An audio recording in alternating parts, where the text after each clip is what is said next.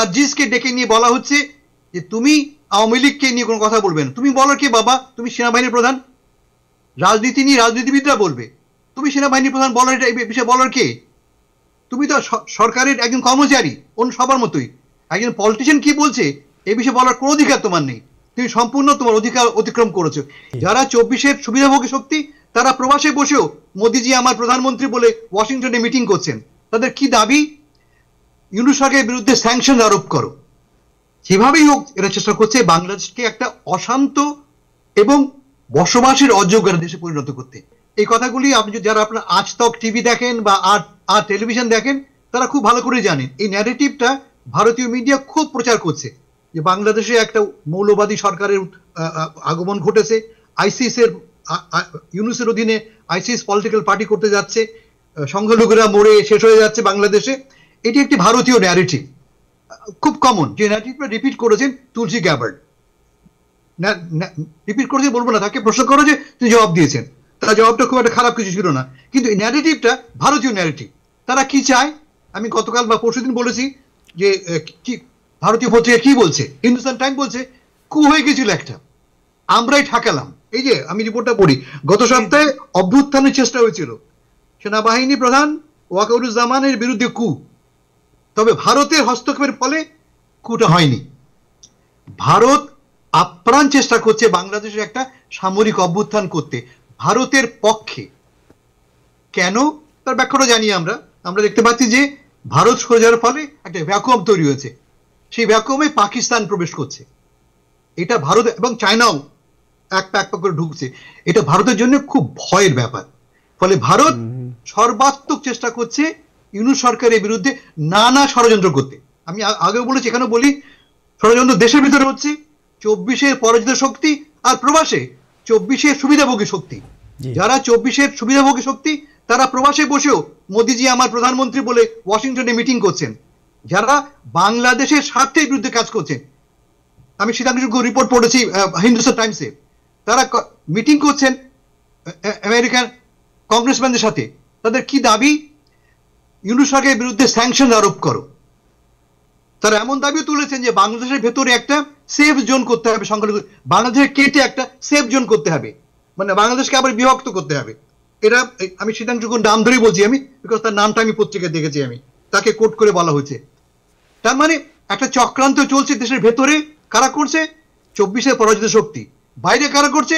24-এর সুবিধাভোগী শক্তি। ফলে এই বক্তব্য আমি গ্রহণ করি না। এক। 2 নম্বর, এই যে খবরটা পড়লাম আমরা, এটা গতকালের খবর। গতকাল আমরা দেখেছি কি, এই ফেসবুক তো রিলায়েবল কোনো সোর্স, তথ্যের সোর্স নয়। গতকাল কি বলেছেন আমাদের সাংবাদিক বন্ধু তৌফিক মারুফ? বলেছেন খুব শিগগিরই অল্পক্ষণের মধ্যেই গ্রেফতার হচ্ছেন ডক্টর শফিকুর রহমান, মামুনুল, ফরহাদ মাজার, মাহফুজ হাসনাত, সার্জিসরা। গতকালের খবরটা। যেভাবেই হোক এরা চেষ্টা করছে বাংলাদেশকে একটা অশান্ত এবং বসবাসের অযোগ্য দেশে পরিণত করতে। আপ্রাণ চেষ্টা চলছে। লক্ষ্যটা কি? যাতে করে আপা টুক করে ঢুকতে পারে। আপাকে টুক করে ঢোকানোর জন্য এই সকল ষড়যন্ত্র। দেশের ভেতরে কেন এত অস্থিরতা? কারা করছে? করে কার লাভ? একমাত্র তাদের লাভ যারা ক্ষমতা থেকে পরাস্ত হয়েছে, যারা ক্ষমতায় ফিরে আসবার জন্য চক্রান্ত করছে। 1 নম্বর। 2 নম্বর, তুলসী গ্যাবার্ডের কথা একটু বলি আমি। তুলসী গ্যাবার্ড কি বলেছেন আমরা ভালো করে পরে নিয়ে বোধ করি। 2টো কথা বলেছেন। যে কথা ট্রাম্প সাহেব বলেছেন ঠিক সেই কথা রিপিট করেছেন। ট্রাম্প সাহেবকে টুইট করেছিলেন, আপনারা জানেন, তুলসী গ্যাবার্ডকে হিন্দু ফান্ড থেকে টাকা দেওয়া হয়েছিল, সেই টাকার বিনিময়ে একটা টুইট তিনি ট্রাম্পকে দিয়ে করিয়ে দিয়েছিলেন। ট্রাম্প হাতে কি বলা হয়েছে? যে বাংলাদেশে হিন্দু নির্যাতন হচ্ছে, এটা আমাদের কাছে গ্রহণযোগ্য নয়। তুলসী গ্যাবার্ড কি বললেন? দুটো এলিমেন্ট। একটা হচ্ছে যে বাংলাদেশে সংখ্যালঘুদের উপরে নির্যাতনের খবর পেয়েছি আমরা, 1। আর 2 নম্বর, বিশ্বব্যাপী ইসলামী মৌলবাদীদের উত্থান ঘটছে, খেলাফত আন্দোলন ঘটছে। এটা আমরা কোনোভাবে গ্রহণ করবো না। ট্রাম্প সরকারের এটা প্রধান লক্ষ্য, এটা একটা। ফলে তিনি আউট অফ মানে দারুণ নাটকে কোনো কথা বলেননি, যে কথাগুলি ট্রাম্প প্রশাসন আগেও বলেছে, এবারও বলেছে। কেমন? পাশাপাশি যেটা বললেন আক্তার ভাই, ট্রাম্প প্রশাসন জানিয়েছে যে ইউনূস সরকার আমাদেরকে জানিয়েছে তারা কি ব্যবস্থা গ্রহণ করছে, এবং সেই বক্তব্যের প্রেক্ষিতে আমরা সন্তুষ্ট, আমরা স্যাটিসফাইড কি কি ব্যবস্থা বাংলাদেশ নিচ্ছে।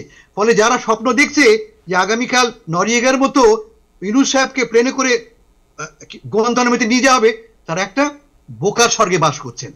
বাংলাদেশে সামরিক বাহিনী ক্ষমতা আমরা চাই না, কখনোই চাই না, আমরা কোন অবস্থায় চাই না। আমরা এই চেষ্টা হচ্ছে আজকে থেকে নয়, সামরিক বাহিনীকে রাজনৈতিক মঞ্চে ঢোকানোর চেষ্টা দীর্ঘদিন থেকে। আমি এই অনুষ্ঠানে 6 মাস আগে বলেছি, যদি এই সরকার ব্যর্থ হয় তাহলে আমার তো কোনো পথ নেই।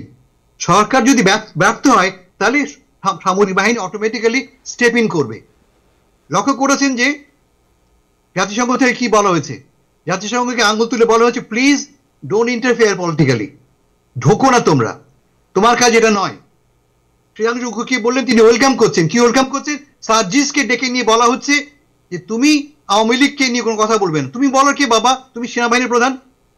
রাজনীতি নিয়ে রাজনীতিবিদরা বলবে, তুমি সেনাবাহিনীর প্রধান বলার, এটা এই বিষয়ে বলার কে? তুমি তো সরকারের একজন কর্মচারী, অন্য সবার মতোই। একজন পলিটিশিয়ান কি বলছে এই বিষয়ে বলার কোনো অধিকার তোমার নেই। তুমি সম্পূর্ণ তোমার অধিকার অতিক্রম করেছো। এইটা যদি অ্যালাউ না করি আমরা যেন কোনো ক্রমেই উর্দি পড়া লোকদেরকে ওয়েলকাম না করি আমাদের রাজনৈতিক মঞ্চে, এটা আমরা ঠিক করব। আমাদের প্রবলেম আমরা বলতে পলিটিক্যালি আমরা হ্যান্ডেল করবো। শিওর আমাদের অনেক শর্ট কামিজ আছে। শর্ট কামিজের মূল কারণটা আমি একটু আগে বললাম, কারণ 24-এর পরাজিত শক্তিরা অ্যাক্টিভ, দেশেও বিদেশেও। আপনারা দেখবেন জ্যাকসন হাইটসে দাঁড়িয়ে দাঁড়িয়ে তারা কি স্লোগান দেয়, তারা সেখানে ভাষণ দেয় কে? যেই মহিলা দেশটাকে উচ্ছন্ন নিয়েছিল, কোটি কোটি টাকার পাচার করেছে, সেই মহিলার ভাষণ রেডিওতে সেখানে আমাদের শোনানো হয়। এই চক্রান্তটা রাষ্ট্রের বিরুদ্ধে, আমাদের স্বার্থের বিরুদ্ধে। তারা আপ্রাণ চেষ্টা করছে ট্রাম্পকে দিয়ে আমাদের বিরুদ্ধে স্যাংশনস আরোপ করতে। স্যাংশনস আরোপ করলে ক্ষতিকার আমাদের দেশের, রাষ্ট্রের, এবং এই লোকগুলি রাষ্ট্রের স্বার্থের বিরুদ্ধে কাজ করছে। এদেরকে চিনে রাখবেন। শেষ কথা বলি, নির্বাচন যথারীতি ডিসেম্বরই হবে। আপ্রাণ চেষ্টা হচ্ছে এটাকে ডিস্টাবলিশ করবার, এটাকে ব্যাহত করবার। আপ্রাণ চেষ্টা আরো বেশি, এটা বাড়বে আরো। যত আমরা নির্বাচনের কাছে যাব, দেখবেন আপনি এই এলিমেন্টগুলি দেশের ভেতরে দেশের বাইরে আরো অ্যাক্টিভ হবে। কিন্তু আমার বিশ্বাস, বাংলাদেশের মানুষ যেভাবে একটা স্বৈরাচারী শাসককে দেশ থেকে বার করেছে, ঠিক তারাই বাংলাদেশে ডিসেম্বর হোক আর ফেব্রুয়ারি মার্চই হোক নির্বাচন করে নতুন সরকার গঠন করবেই। Thank you so much.